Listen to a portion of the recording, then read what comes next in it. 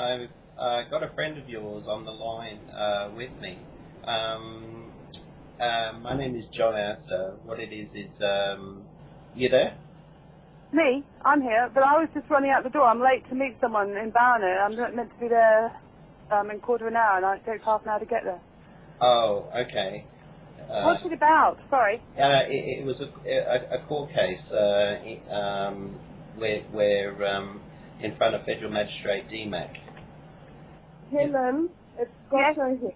It's hello, here. Scotta. Hi, darling. Listen, John has experienced a horrendous situation with the Magistrate Demack, and he just wanted to talk to you about your experience in the courtroom, you know, when you were there with me. Oh, yes. I mean, I was made to leave the court, wasn't I? Yeah, that's right. I was told that I was affecting...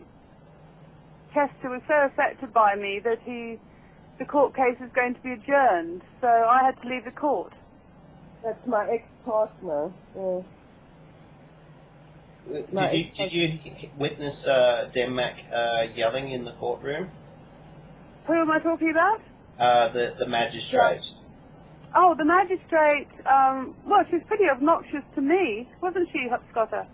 Very, very rude. And I mean, Helen has a hearing impediment. Yes. So she had to move because she couldn't see or hear, and so she moved a couple of feet along. Yeah. And then, you know, they thought she was spying on that side, and I mean, it was just outrageous. She wasn't anywhere near the lawyers. She just wanted to hear and see. I actually asked if I could move first. I said, look, I'm deaf in my left ear, and I can't see anyone because I need to see now moving, you know. And I'm pointing the left ear into the court. Can I move over there where my right ear is out and I can see what people are saying?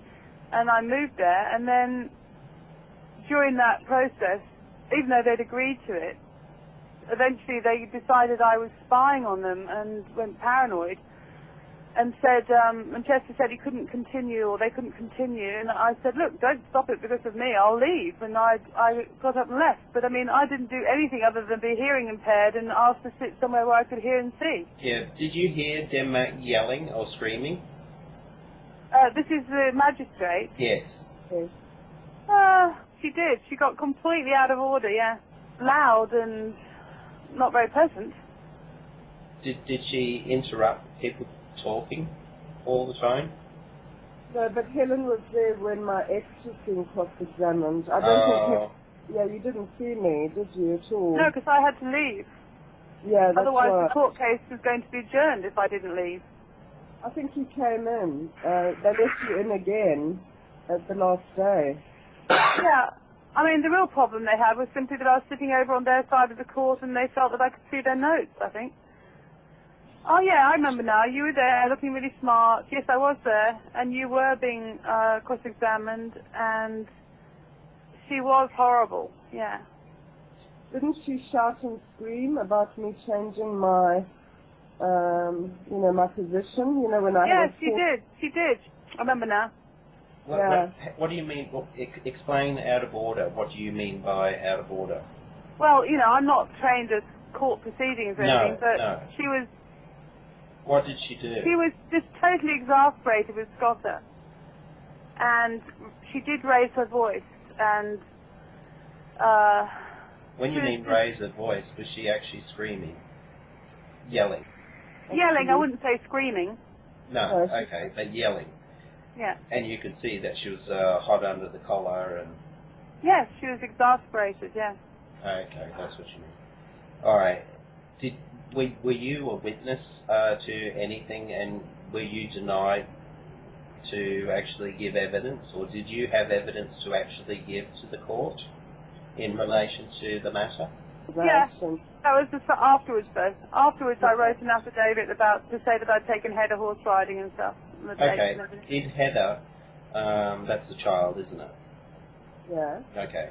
Did Heather ever tell you that she didn't want to be with her father? No. No, she never said that to me. No, sorry. Okay, but she loved her mum very, very much. Oh my God, she loves her mum so much. Yeah. and she'd only lived with her mother. I mean, the fact that I was just talking about this case to a friend, a lawyer today who's visiting.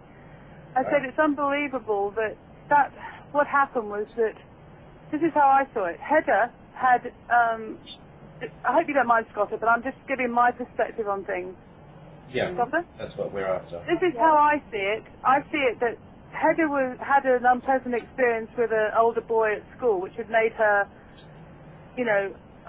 scared of molestation and aware of sexual molestation from an older boy at school when she was about 8 or 7 and he was about 10 or 11 in year 6.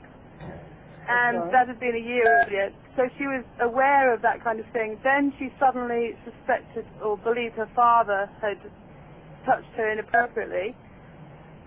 An aunt and a cousin. She didn't actually tell her mother first.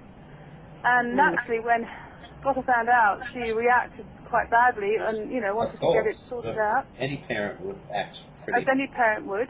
Yeah. And then when the custody battle was being decided, obviously that came out, and the psychologist assessed Scotta and Hedda together and Chester and Hedda together. Scotta was with an Indigenous boyfriend, and I believe that psychologist who works in Lismore might be very she's exposed to a lot of Indigenous problems there, so that might have warped her perspective. Yeah. And she didn't warn Scotta that she was assessing her relationship with Hedda at the time, so Scotta was just sitting there like the mother who's used to having her daughter with her, handing her bits of tangerine as she's playing on the floor, with some other kids, and, didn't realise she was being assessed. The psychologist then decided that because Chester laid on a good show of him interacting with Hedda, the psychologist decided that there was no evidence of sexual abuse.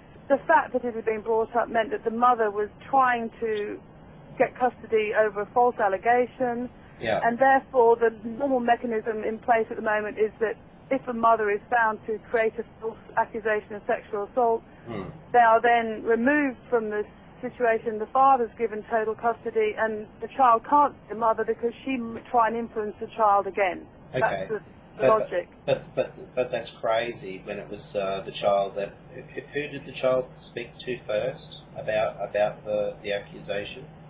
Well, it was her aunt, her step-aunt. Is there any way that we can contact the step-aunt? I don't know, we can talk about that, John. Okay. You see, it wasn't in any way Scotta who brought this up. Hedda brought it up with another relative. Exactly, and Demack is saying in the court orders it's me that made the allegation. Okay.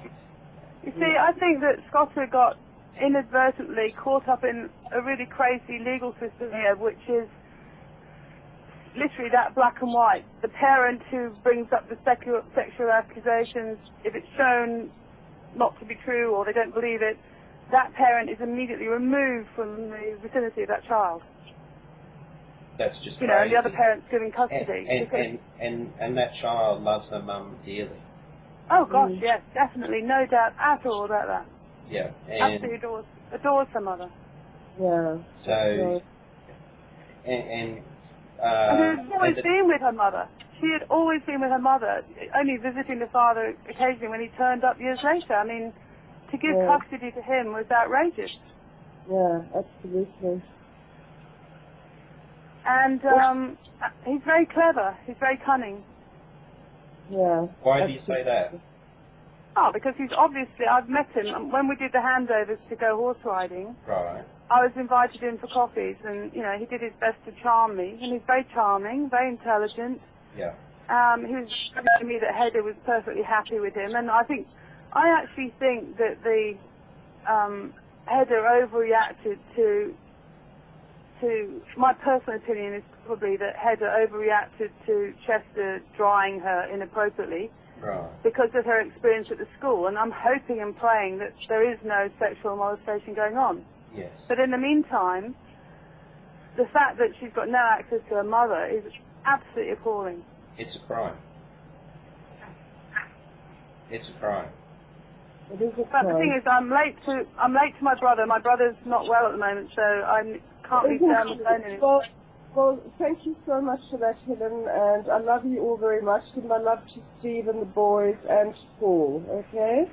I will, yes. Thanks, And Scotta. to I'll talk to you soon, I hope. Yeah, it's best if we can Skype each other, love, because my Facebook isn't that safe, you know. So Okay, yeah, I'm going to get Skype working. We'll definitely do that, all right? Okay, I love you. Thanks, Helen. Bye. Love you, Scotta. Yes, I love you too. I Bye. love you. Bye. Thank you.